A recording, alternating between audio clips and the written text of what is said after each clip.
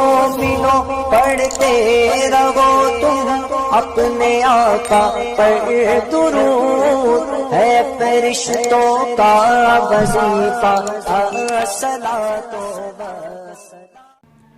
और उस दौर को याद करें जिस दौर में अल्लाह ने अपने हबीब को भेजा, कायनात के तबीब को भेजा, दोनों आलम के सरकार को भेजा, मुस्तफ़ा जाने रहमत को भेजा, हम सबके आका को भेजा। अरे कैसी शान मुस्तफ़ा की है। ये आपके इमाम साहब जो तशरीफ़ फरमा है, बापू साहब, यहाँ फातिहा के लिए हाजिर हुआ हज़रत सरकार गौसे आज़म की औलाद जो 13वीं पुश्त की है, उनकी बारगाह में हाज़िरी हुई तो हज़रत ने मुझसे एक बात फरमाई कि हज़रत आप किस ज़ात से हैं।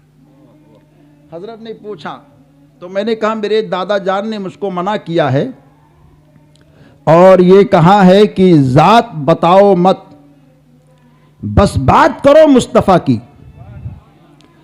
तो हज़रत को भी मेरे नहीं बताया, ना बताना चाहता हूँ।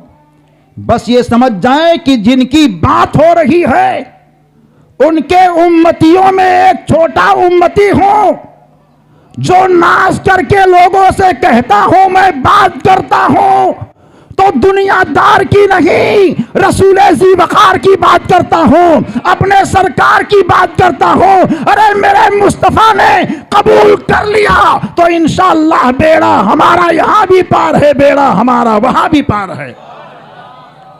और बेशुमार लोग तो जातों की डिग्रियां लेकर के भी डगमगा गए। अबू जहल जात ही का तो था, डगमगा गया। अबू लहब जात ही का था, डगमगा गया। शैबा जात का था, डगमगा गया।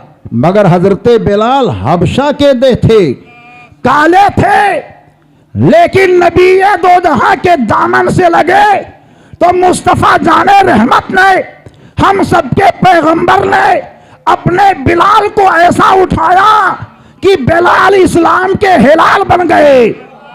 सलमान फारस के थे, मगर आकाए दो जहां ने कैसा संभाला, कैसा संभाला दीवानों। वो तो मेरे मुस्तफ़ा है ईमान देखते हैं, मेरे मुस्तफ़ा हैं सीना देखते हैं, मेरे मुस्तफ़ा हैं आशिकों का खजीना और मदीना देखते हैं कि मेरे दीवाने के सीने के अंदर मेरा मदीना है या नहीं है। तो बहर के ये कर रहा था कि आकाए दो जहां की आमद से पहले दुनिया का हाल क्या था। अल्लाह ताला जब कभी अपने कुदरत कामिला का इजहार फरमाना चाहता है और उसके साथ किसी इनकलाबी शख्सियत को भेजना चाहता है तो इनकलाबी शख्सियत को भेजने से पहले वहां के हालात को अल्लाह ताला अपने बंदों के अंदर जाहिर फरमाता है। आखिर नबी दो जहां को अल्लाह ने कैसे दौर में भेजा, उस दौर को भी नजर में रखें।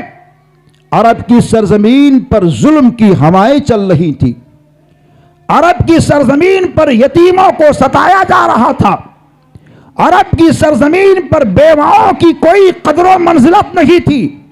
अगर बेवा सुबह को घर से निकलती और कोई इंसान अपने काम के लिए जाता और बेवा के चेहरे को देख लेता तो घर के अंदर आकर के बैठ जाता, आज मैंने मनहूस का चेहरा देखा है, मेरा काम होगा नहीं, बिगड़ जाएगा। और इंसान बेचा जा रहा था। जिस तरह जानवरों के बाजार लगते थे, ऐसे ही आकाए कायनात की आमद से पहले इंसानों के भी बाजार लगा करते थे। इंसान इंसान का गुलाम होता था। जिंदा बच्चियों को दफन करना लोगों का हसीन मशगला हो गया था। यह सोच करके लोग बच्चियों को मार देते थे। बाप मारता था मैं किसी का ससुर ना बनूं, भाई मारता था मैं किसी का साला ना बनूं, मामू मारता था कि मैं किसी इंसान के अक्द में अपनी भांजी को दूं तो लोग इस जिल्लत की नजर से ना देखें कि ये फला लड़की का मामू जा रहा है। तरह तरह की घिनौनी हवाएं चल रही हैं। और जब किसी शौहर का इंतकाल हो जाता तो बाद इंतकाल उस औरत के, उस शौहर के माल का मालिक बेटा होता, तो अपने बाप की बीवियों का मालिक भी बेटा हो जाता। और अपनी मां को कभी वो बाजार में ले जाकर के बेच देता और कभी अपने साथ ऐसा ही रखता था जिस तरह की एक शौहर अपने बीवी को रखा करता है। कैसी दर्दनाक हवाएं चल रही हैं। औरत हमल से होती तो हामिला औरत को शौहर तिजारत पर जाने से पहले ये कह करके जाता, ए औरत, अगर लड़का पैदा हो जाए तो मोहब्बत और प्यार से पालना, सीने से लगाना, दूध को पिलाना, अच्छे कपड़े लाना, खाने पीने का इंतजाम करना। अगर लड़की पैदा हो जाए तो पैदा होते ही उसके गले को दबा देना। ऐसे ही कैफियत थी एक औरत के घर जिसके पेट के अंदर एक हमल है। शौहर तिजारत के लिए जा रहा है, अपनी बीवी को तंबीह की और तंबीह करने के बाद में कहा, ए बेगम, अगर बेटा पैदा हो जाए तो एहतराम से रखना, तकरीम से पालना, मोहब्बत और प्यार के झूले में रखना। लड़की पैदा हो जाए तो मार देना। कुछ ही दिन हुए थे उसके शिकम से लड़की पैदा होती है, मारना चाहती है, मगर मां की ममता ने कहा इस लड़की का कोई कसूर नहीं है। जब तक शौहर था नहीं उस वक्त तक घर में बच्ची को रखती थी, और जब शौहर के आने का वक्त करीब हो गया तो आने से पहले पड़ोसन को खरीदा और कहा, महीना दर महीना हम तुमको उजरत दिया करेंगे, मेरी बेटी की तुम परवरिश करना। और परवरिश करने के साथ उसने ये कहा, जब मुझे बेटी की याद आएगी तो या तो मैं तुम्हारे घर आकर के देख लूंगी या कभी कभी अपने घर के आंगन में ले जाकर के खिला करके ले आऊंगी। मामला तय हो गया। 1 साल की मुद्दत गुजर गई, ऐसे ही लम्हात तय होते रहे। 2 साल की मुद्दत गुजर गई, ऐसे ही लम्हात तय होते रहे। 3 साल की मुद्दत गुजर गई, ऐसे ही लम्हात तय होते रहे। यहां तक कि 4थे साल के अंदर लड़की ने कदम को रखा। आज उसका शौहर फिर तिजारत से वापस होता है। आंगन के अंदर देखा, वो उसके आंगन के अंदर एक हुस्न की मलका 4 साल लड़की खेल रही है। कहा, बेगम, ये पड़ोस के घर से जो लड़की लाती थी वही लड़की है। मोहब्बत और प्यार कर रही है वो औरत। हाँ हाँ, पड़ोस के घर से लाने वाली जो मैं लड़की थी उसी लड़की को लेकर के आई हूं। चुनांचे वो लड़की आती रही, बार बार जाती रही। वो मां अपनी बेटी की परवरिश करती रही। 6-7 साल की मुद्दत ऐसे ही गुजर जाती है। 8वें साल की मुद्दत में लड़की ने कदम को रखा। लड़की देखने में बड़ी खूबसूरत लग रही है।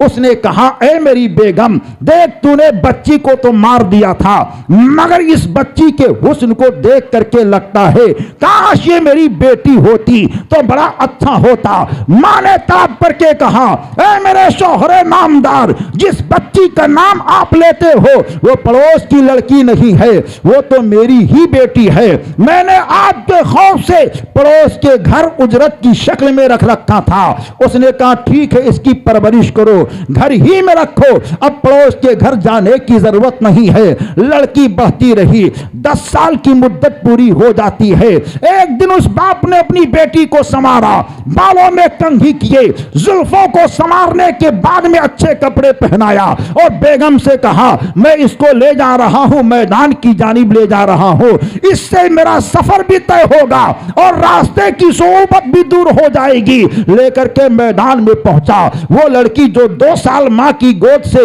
बाप की गोदों में पलती रही, बढ़ती रही, बाप की मोहब्बत में आ गई है। अब वो बाप मैं खुले मैदान के अंदर पहुंचा और फावड़े को निकाला, जमीन को खोदना चाहता है। बेटी ने देखा, कहा, अब्बा हुजूर क्या कर रहे हैं। वो संग दिल बाप कुछ बोलता नहीं है, गड्ढा खोदता जा रहा है।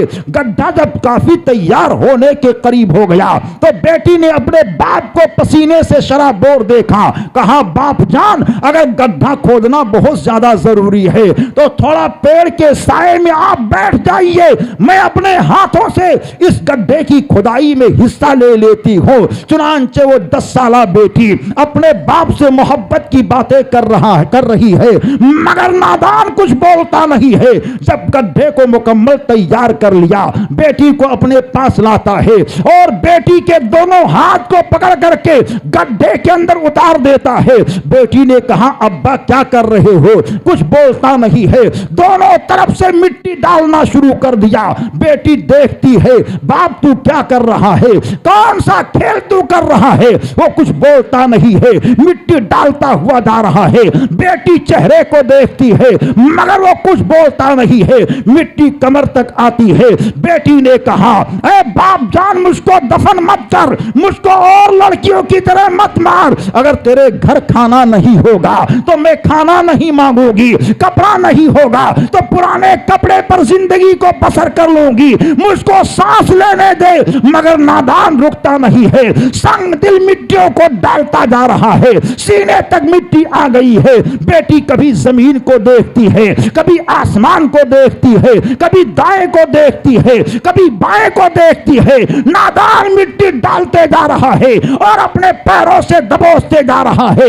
गले तक मिट्टी आ जाती है। बेटी ने कहा, बाप मुझको छोड़ दे, जमीन से मुझको निकाल ले, खाना नहीं मांगूंगी, पानी नहीं मांगूंगी, कपड़ा नहीं मांगूंगी, मुझको जमीन से निकाल। मगर वो निकालता नहीं है। वो बेटी 10 साल की उम्र में एक मोहब्बत की आवाज में बोलती है, ऐ मौला, आदम आए थे, मेरी माँ ने कहा था वो आएंगे जिनके आने की बशारत आदम ने दी थी, उनके आने के बाद में जिंदा बच्चियों को दफन नहीं किया जाएगा। सारे नबियों ने कहा था, ऐ मौला, जमीन के निजाम को तू चलाता है, आखिर कब तू उसको भेजेगा जो मुझ जैसी बच्चियों को दफन करने से रोका जाएगा? आखिर वो कब आएगा जिसकी आने के बाद में औरतों की इज्जत बढ़ेगी? आखिर वो कब आएगा जिसकी आने के बाद में बच्चियों को जीने का शऊर मिलेगा? आखिर वो कब आएगा जब यतीमों को सहारा दिया जाएगा? आखिर वो कब आएगा जब भूखों को खाना खिलाया जाएगा? आखिर वो कब आएगा जब प्यासों को पानी पिलाया जाएगा? बच्ची बोलती जा रही है, नादान मिट्टी डालता जा रहा है, आवाज देती है, खुदा की कुदरत से आवाज आती है, ऐ मेरी बंदी, देख अब जमीन पर तेरे बाद मेरे रहमत की बरसात होने वाली है। अब जमीन पर मेरा हबीब रहमतुल लिल आलमीन बनकर के आने वाला है। चुनांचे मुस्तफा आ जाते हैं, बच्चियों को जीने का शऊर मिल जाता है। नबीए दो जहां अनीसे बेकसां, सारे साजे दर्दमंदा से पहले कैसे दर्दनाक हालात थे। आज लोग ये कहते हैं बेटी बचाओ बेटी पढ़ाओ, ये लोग आज नारा दिए हैं, हमारे पैगंबर ने बहुत पहले नारा दिया है। लेबल इन्होंने लगाया, कहते हैं हमको ये तमगा मिलना चाहिए कि हमने बेटी पढ़ाने और बेटी बचाने का नारा दिया। मगर नादानों, ये नारा तुम्हारा नारा नहीं है, ये नारा तो हमारे सरकार आमना के लाल का नारा है। बेटी बचाओ का नारा मुस्तफा ने दिया, बेवाओं को सहारा दो ये नारा मुस्तफा ने दिया, यतीमों पर शफकत करो ये नारा मुस्तफा ने दिया, की ताजीम करो ये नारा मुस्तफा ने दिया, छोटों पर शफकत और मोहब्बत करो ये ताजीम ये नारा मुस्तफा ने दिया, ज़ईफों की कदर करो ये नारा मुस्तफा ने दिया, माओ के हुकूक को पूरा करो ये नारा मुस्तफा ने दिया, बाप की खिदमत करो ये नारा मुस्तफा ने दिया, अपने घर की खातूनों के साथ हुस्ने सुलूक करो, उनके हुकूक को अदा करो ये नारा मुस्तफा ने दिया। और अपनी औलाद की तालीम और तरबियत करो। ये नारा मुस्तफा ने दिया। आज दुनिया अपने आप पर नाज करती है, मैंने नारा दिया है। अरे नारा तुमने नहीं दिया है, नारा बानिए इस्लाम रहमते आलम ने दिया है।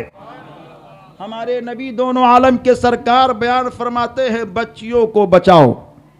अभी सरकार आए नहीं हैं, अल्लाह ताला ने अपने हबीब की आमद से पहले बच्चियों के दफन होने के दरवाजे को बंद कर दिया।